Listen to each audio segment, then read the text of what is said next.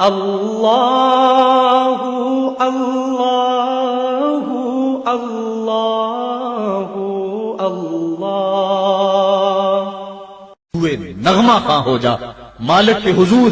جب بندہ عزت سے سر جھکا دیتا ہے اللہ کی رحمتیں بندے پہ نازل ہوتی ہے.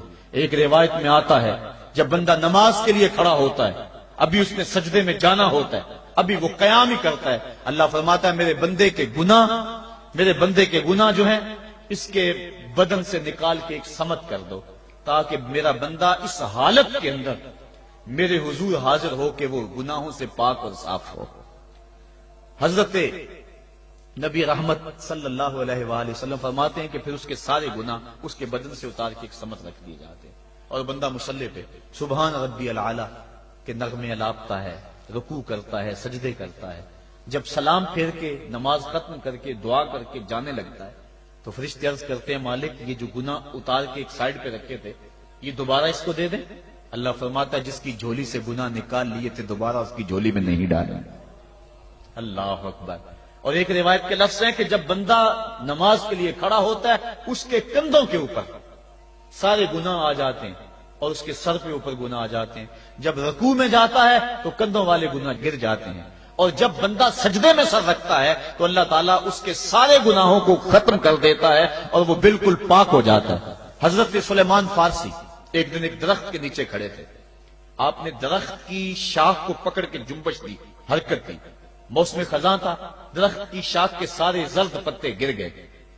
ایک صحابی پاس کھڑے تھے, انہیں پوچھنے لگے عثمان تو نے مجھے پوچھا نہیں کہ میں نے درخت کی شاخ کو یوں ہلایا کیوں ہے. انہوں نے کہا اچھا پھر آپ بتا دیں کہ آپ نے درخت کی شاخ کو یوں کیوں ہلایا ہے. کہا سنو پھر ایک دن میں اور چند صحابہ حضور کے ساتھ جا رہے تھے, رستے میں ایک درخت آیا, اس کے نیچے حضور کھڑے ہوئے. حضور نے اس طرح درخت کی شاخ کو پکڑ کے ہلایا, یوں پتے جھڑ گئے. ہم اس منظر کو دیکھتے رہے. حضور علیہ السلام نے فرمایا سلمان فارسی تو نے مجھے پوچھا نہیں کہ میں نے اس درخت کی شاخ کو یوں کیوں ہلایا ہے.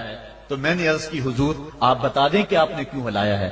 فرمایا سلمان جس طرح اس درخت کی شاخ کو ہلایا گیا اور سارے پتے جھڑ گئے, جب کوئی بندہ سجدے میں سر رکھتا ہے نماز پڑھتا ہے اس کے سارے گناہ دھل جاتے ہیں اور وہ پاک اور صاف ہو جاتا ہے. ایک دن فرمایا صحابہ اگر کوئی بندہ اس کے گھر کے سامنے سے نہر گزرتی ہو اور وہ دن میں 5 مرتبہ اس نہر کے اندر غسل کرے تو بتاؤ اس کے بدن کے اوپر کوئی میل کچیل رہ جائے گا. عرض کی نہیں.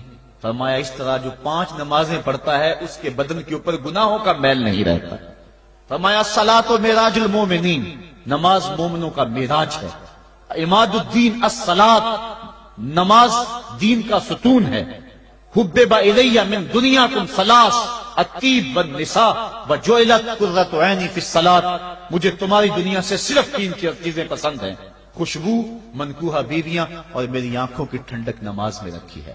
اور حضور نے یہ بھی ارشاد فرمایا من ترک الصلاۃ متعمدا فقد کفر, جس نے جان بوجھ کے نماز چھوڑی گویا اس نے کفر ہی تو کیا, یعنی کافروں والا کام کیا. حضرت امام فخر الدین رازی نے تفسیر کبیر میں لکھا حافظوا علی الصلوات والصلاۃ الوسطی, اس آیت کریمہ کے تحت ایک عورت مدینے کی گلیوں میں چیخ رہی ہے اور کہنے لگی مجھے حضور کے در کا پتہ بتاؤ. حضور کی چوکھٹ کا پتہ بتلایا گیا, وہ حاضر ہوئی. آقا کریم صلی اللہ علیہ وسلم کی خدمت میں عرض کی حضور میرا خامد سفر پہ گیا ہوا تھا اور میں نے اس کی عدم موجودگی کے اندر زنا کر لیا.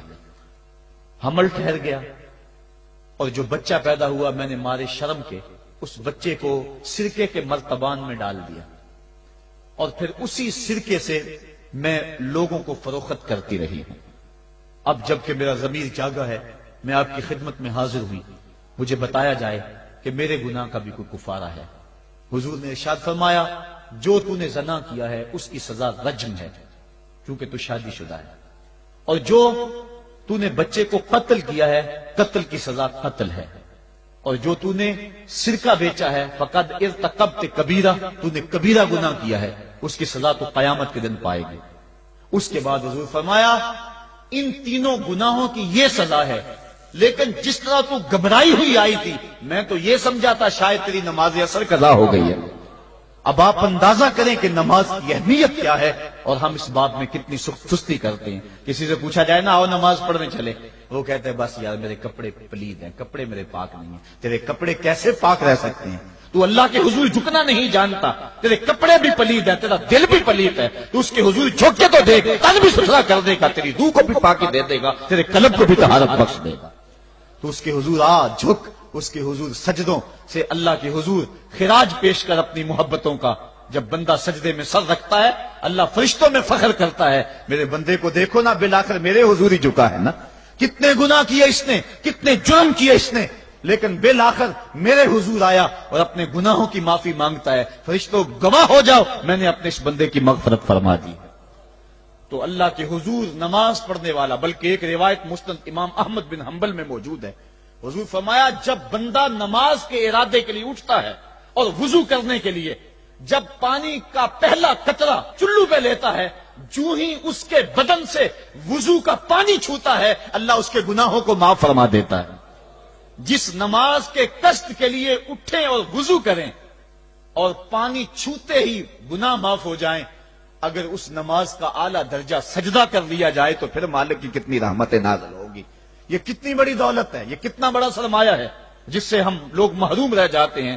آؤ اللہ کی رحمتیں سجدے میں ڈھونڈے، سجدے میں پیشانی رکھ کے جب ہم اس کی رحمت کو مانگے تو وہ مالک ہمارے اوپر رحمتیں نازل کرے گا۔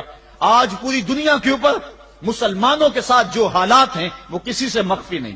کوئی کہتا ہے کہ معاشی طور پہ مسلمان کمزور ہیں، اس وجہ کو بھی میں تسلیم کرتا ہوں۔ مسلمان کے پاس آلات حرب و ضرب بھی موجود نہیں ہیں، اس وجہ کو بھی تسلیم کر لیا جائے۔ سیاسی طور پہ مسلمان کمزور ہیں، اس وجہ کو بھی تسلیم کر لیا جائے۔ یہ ساری وجہیں اپنی جگہ پہ، لیکن یہ بھی تو سنو مسلمانوں کی تعداد اس وقت 1.40 کروڑ ہے۔ افرادی قوت اتنی کبھی بھی مسلمانوں کی نہیں ہوئی تھی۔ اس وقت مسلمانوں کے پاس ایٹمی طاقت موجود ہے، اتنی قوت عسکری کبھی بھی مسلمانوں کے پاس نہیں ہوئی تھی۔ 56 اسلامی ملک ہیں جن میں قیمتی معدنیات سے اور تیل کی دولت سے اور سونے کی قیمتی معدنیات سے یہ مسلمان مالا مال ہیں۔ کیا کچھ نہیں ہے جو مسلمانوں کے پاس نہ ہو، لیکن ایک دولت چھن گئی مسلمانوں کے پاس، وہ سجدے کی آبرو، وہ سجدے کی عزت، وہ پیشانی رکھ کے اس رب کو پکارنا جو سب سے اعلیٰ ہے، جو سب سے بالا ہے، جس نے موسیٰ کے فرعون کو نیل کی موجوں میں ڈبو دیا۔ کیا پوری امت مسلمہ 1.40 کروڑ انسان سجدے میں سر رکھ کے سبحان ربی الاعلیٰ کے نغمے آلاپ کے اپنے رب سے گزارش کریں اور اپنی امت کا رونا روئیں؟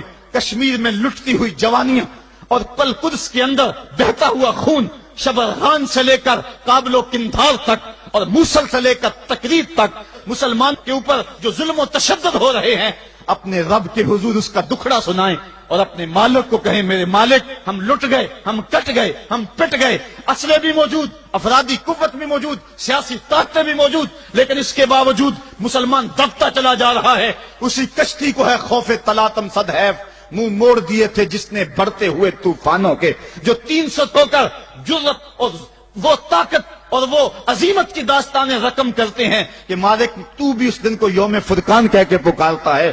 آج وہ امت بیچ منج دار کے اس امت کی کشتی ہچکولے کھا رہی ہے۔ ہماری فریاد، ہمارا استغاثہ تیرے سے ہے، میرے مالک ہمارا کھویا ہوا وقار بحال کر دے اور اس امت کو اس مرتبہ کمال تک پہنچا دے جس مرتبہ کمال تک یہ امت پہلے پہنچی تھی، اور ان کا کھویا ہوا وقار بحال کر دیا جائے۔ آج بھی ہم اگر سجدوں سے اپنے رب کو منا لیں اور وہ روٹھا ہوا رب آج بھی ہماری مدد کے لیے آ جائے تو پھر کوئی قوت، کوئی طاقت ہمیں نہیں لٹار سکتی۔ آئیے ہم سجدے سے اپنے مالک، اپنے خالق اور اپنے رازق کے حضور اپنی محبتوں اور اپنی الفتوں کا خراج پیش کریں۔ نماز ایک ایسی عبادت ہے جس کا حکم قرآن میں 750 مرتبہ کے قریب دیا گیا۔ اور ایک آخری بات عرض کر کے اپنے موضوع کو سمیٹنا چاہوں گا۔ میرے اور آپ کے آقا مولا حضور نبی رحمت صلی اللہ علیہ وسلم پر جب وقت آخر آیا تو آخری وصیتیں جو حضور نے اپنی زندگی میں کی وہ کیا تھی؟ 2 وصیتیں تھی حضور کی آخری کی۔ جب حضور ایام مرض میں تھے اور آخری وصیتیں، اس کے بعد حضور نے کوئی کلام نہیں کیا، وہ یہی تھا الصلاۃ الصلاۃ الصلاۃ الصلاۃ۔ لوگوں میں تمہیں نماز کی تاکید کرتا ہوں، میں نماز کی تاکید کرتا ہوں۔ اور دوسرا فرمایا جو تمہاری ملک میں تمہارے غلام اور تمہاری لونڈیاں ہیں ان کے ساتھ حسن سلوک کی تاکید کرتا ہوں۔ یہ آخری 2 باتیں تھی جو حضور نے ارشاد کی، حقوق اللہ کے حوالے سے نماز اور حقوق العباد کے حوالے سے حضور نے کمزوروں کے حق ان تک پہنچانے کی تاکید امت کو دی، اور اس کے بعد پھر حضور انتقال کر گئے۔ آئیے ہم سجدوں سے اپنے رب کو راضی رکھیں۔ اللہ مجھے آپ کو توفیق عمل عطا فرمائے۔